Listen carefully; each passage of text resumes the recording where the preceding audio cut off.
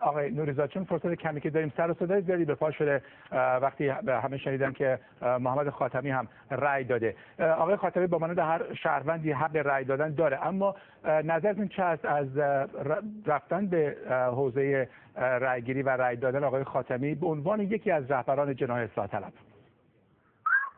آقای خاتمی به هر حال به عنوان یک شهروند بله حق خودش بوده که بره رأی بده.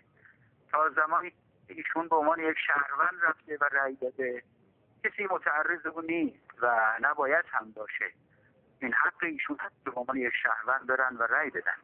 اما اگر به عنوان کسی که جمعیتی از جوانان و مردمان معترض در کنار ایشونن و ایشون رو به عنوان به هر حال پیشوای فکری اینچنینی خودشون در عرصه سیاسی قبول دارن، طبیعی است که ناگهان ظاهر شدن ایشون در عرصه انتخابات به اصطلاح مبتنی بر یک سری توضیحاتی است که ما از ایشون انتظار داریم بعداً به ما بدن و من عجولانه نمیخوام قضاوت کنم. انصاف در اینه که صبوری پیشه کنیم تا دلایل رو بشنویم.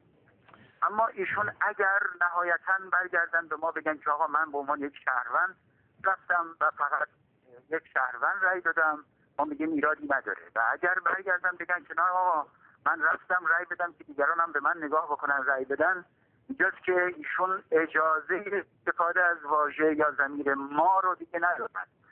ایشون از طرف خودشون میتونن بگیرن و نمیتونن از طرف دیگرانی که همچنان معترضن بیان و دیگران رو ترغیب بکنن به رأی دادن. ما نسبت به این روند معترض بودیم، هستیم و خواهیم بود و علاقمند دیگرانی برای ما تصمیم بگیرن و این عرصه رو براش ببرن. متشکرم از شما محمد نوریزاد در